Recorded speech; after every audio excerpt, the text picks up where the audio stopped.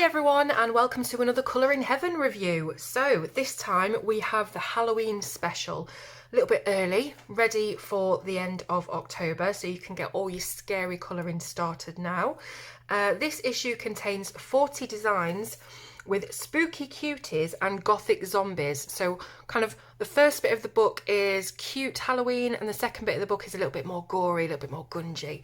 So the artists that we have on offer in this magazine are Janna Prosperina, Davidson, Katz and Simona Candini. And then in the gothic zombies bit, we've got Yuriko Shirou and Larson. So hopefully those are some names that you recognise already. As you can see, there's a whole load of different styles because obviously we've got a lot of different illustrators, so I'm sure that there'll be something in this edition for you, especially if you love anything spooky and Halloweeny. So as usual, you've got the colourable cover front and back, and let's get started. So there's a little bit here about all of the artists. I won't go through every single one, but we've got a lot of different illustrators here from all over the globe. We've got Austria, Latvia, Italy, and Mexico, and New Jersey, USA. So, you know, all the way around the globe, we've got different illustrators with all different styles. So we start off with Janna Prosperina, who has had her own Colour in Heaven before. Can't remember the name of it now. I don't think it was the witch one, was it? Was it a fairy one? I don't know. You'll tell me. Anyway, so we're starting off with her. You can see we've got two witches at a little forest tea party. There's some cupcakes. We've got a teapot shaped like a pumpkin. I'm also loving the, I don't know if these are gloves. I think they're gloves that they're wearing, and I thought they were tattoos at the start. But yeah, they're gloves with the little leaves on. We've got the cat familiar sat at the feet and some pumpkins in the foreground there. That one's called Afternoon Tea. Then we've got Ebony, which is clearly quite a young witch with her cat familiar, so a little bit more of a zoomed in one, and it seems as though we've got the moon in the background here, so you could make it a nighttime scene. We've then got Fly With Me, so it looks like this witch is just about to start her journey wherever she's wanting to go, and you can see it's nighttime. The bats, rats and cats are out, and again we've got pumpkins, we've got a scarecrow, so all that sort of spooky imagery, but very much in a cute fantasy kind of way. This is called Hazel, so you can see her hat's just tipped over her face, and on her hat itself are some mushrooms and toadstools growing, a couple of acorns, butterfly or a moth, and again the pumpkins making an appearance there. So we've got Pumpkin Harvest, more pumpkins. I think Janna must love the pumpkins for this time of year. I don't know whether it's just my magazine or whether it's meant to be like this, but half of this image is a very dark line work, and then this side is really grey and light. So I don't know whether that's a printing problem or whether it's meant to be like that, but it's something to mention anyway. This is called Sisterhood of the Broom. Fantastic illustration. Couple of witches here with their broomsticks, and I love the costume. It's all very classic witch, isn't it? Yeah, it's great. So then we've got the pin-up witch, who is this classic look of the witch on her broomstick floating through the sky, floating or flying, flying through the sky. She's holding a jack-o'-lantern, so you could do some sort of glow effect around there, and of course she's got her cat on the back. Oh, so this is the one I've done. I act surprised, but I forget whereabouts in the book the one that I've done is. So this is Isabel, and we've moved on to a different illustrator now. This is Davidson's work. So I used quite a few different things on this piece. The skin and the bows and the grey white thing and the green hair were all Prismacolor pencil. The black hat was Faber-Castell Pitt Pastel pencils, because I had quite a large area that I knew I wanted to be black and grey, and I didn't really want to do that with pencil, so I thought pastels will fill it a lot quicker. And then on the back for this orange splatter effect is the Caran d'Ache Neo Colour 2s. So quite a lot of things thrown at this. I used a white gel pen for a few bits of highlights on the ribbons. They have turned pink rather than white, as that sometimes happens with white gel pen over coloured pencil, but I'm fine with that actually. I quite like how it's it's added a bit of colour to the highlight rather than be stark white. But yeah, I'm really happy with this, how this has turned out, and yeah, it's a great image. Here's another one of Dawn's. This is Maggie. Again, just another up close witch with some florals. This one is beautiful, and this is one that I was battling on doing with that one and the other one, so I wasn't sure which one to do, and I ended up choosing the other one. But this is Marcy, and she's obviously a very young witch, dressed up maybe for Halloween, and beautiful curly hair, lovely youthful joyful face. And then we've got Myalia, I'm not sure how you would say that. So a more ethnic witch. You can see that she's got her dreadlocks in with lots of beads and things embedded into the hair. Loving the hat. It's very much stitched and handmade and put together with lots of different pieces of fabric and things. We've got Tabitha. So this is a side profile, as you can see, of her looking away. And again, we've got the mushrooms growing through the hat. Looks a little bit ripped and torn. Then we've got Winifred. That's a proper witch name, isn't it? Isn't that one of the names from Hocus Pocus? Yeah, again, just beautiful faces really to colour before anything else. But then, of course, you've got the big hats with all of their adornments and everything. So we've moved illustrator again. This one is called Sprites, and it's by Katz. So this is very much more the cartoonish type of illustration, probably more appealing to younger readers, younger colourists. And this one is super detailed and intricate. So this very much reminds me of the Busy World issue of Colouring Heaven that came out last month or the month before. So this one's just simply called Halloween, and there's an awful lot going on here. We've got a couple of little ghosts or whatever they are sat having tea. What's going on here? Oh, it's a delivery service, so they're packaging parcels, and yeah, it's just one of those where you have to have a proper good look at it and see everything that's going on. Halloween 2 is a continuation of that, and it looks almost as if this is the potion room with all different shelving units. Then we've got Halloween Girl, so very much more of a larger illustration with bigger areas to colour.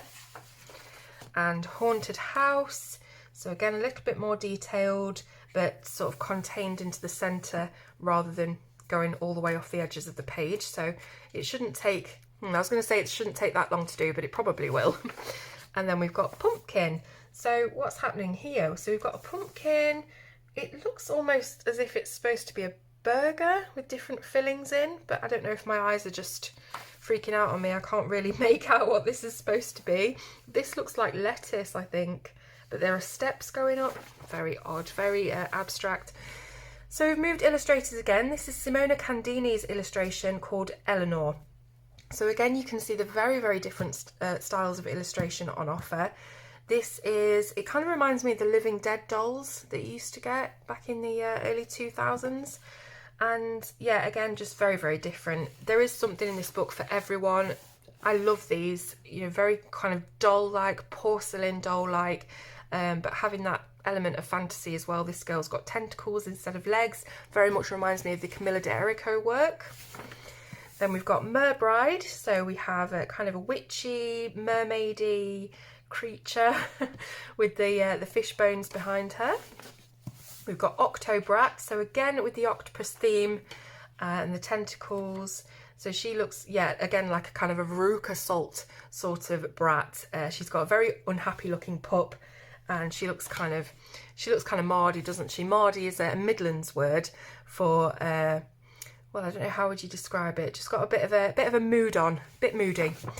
This is Scully Girl and her horse. So again, just fantastic. You've got the skeleton of the horse here, very much reminiscent of the Harry Potter horses that pull the carriages.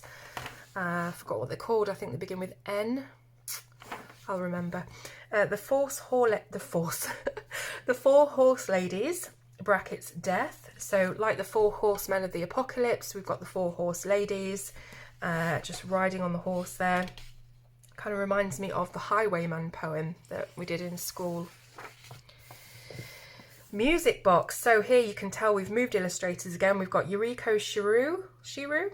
And this very much reminds me of the Ennis Guerrero illustrations that were in the last Halloween special from Colouring Heaven.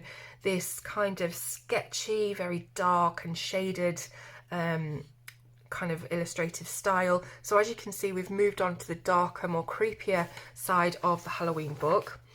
We've got Conjuro.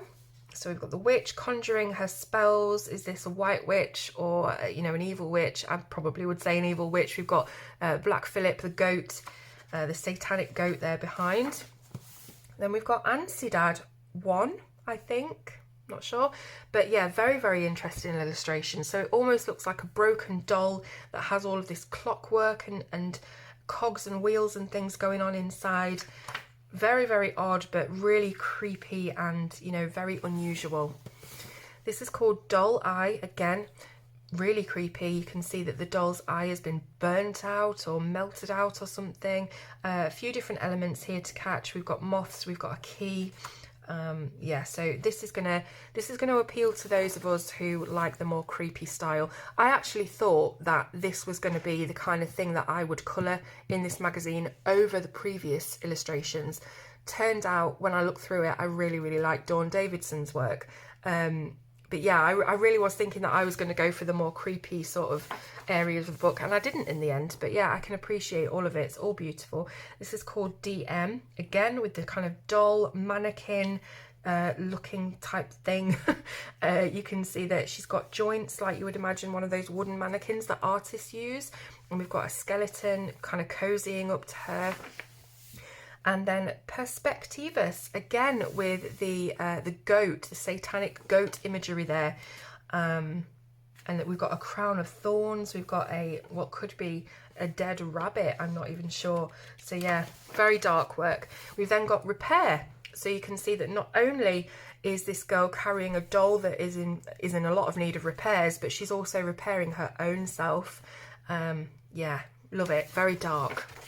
Then we've got Olvido.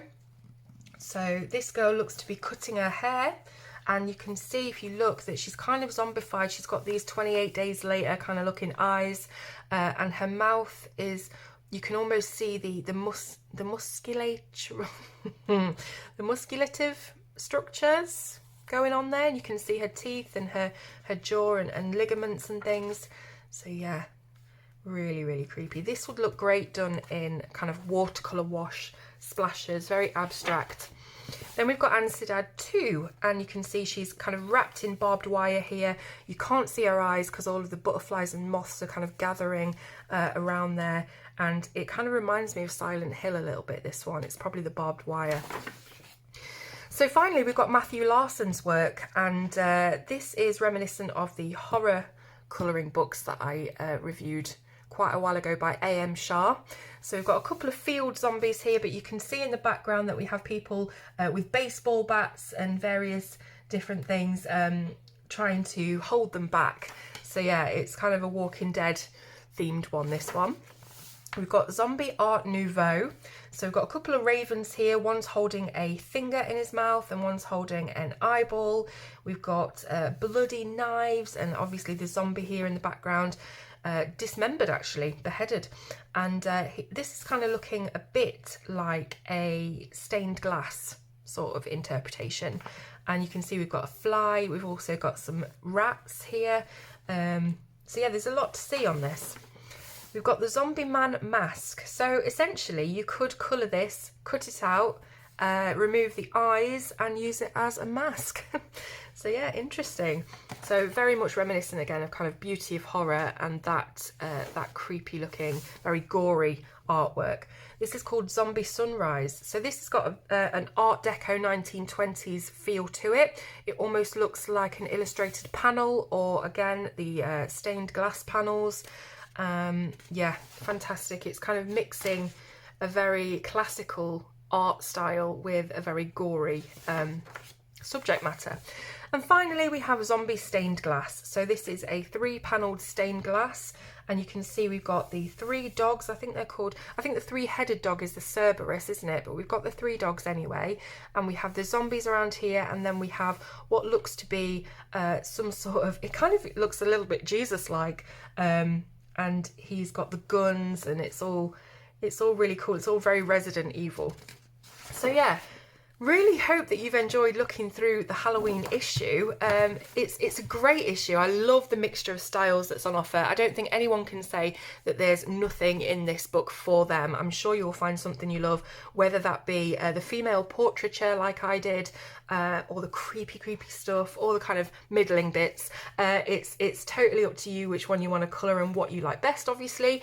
But again, just hope you really enjoy it as much as I have. Let me know in the comments. All the links will be in the description for you to grab yourself a copy, and I will see you soon on Colour with Claire.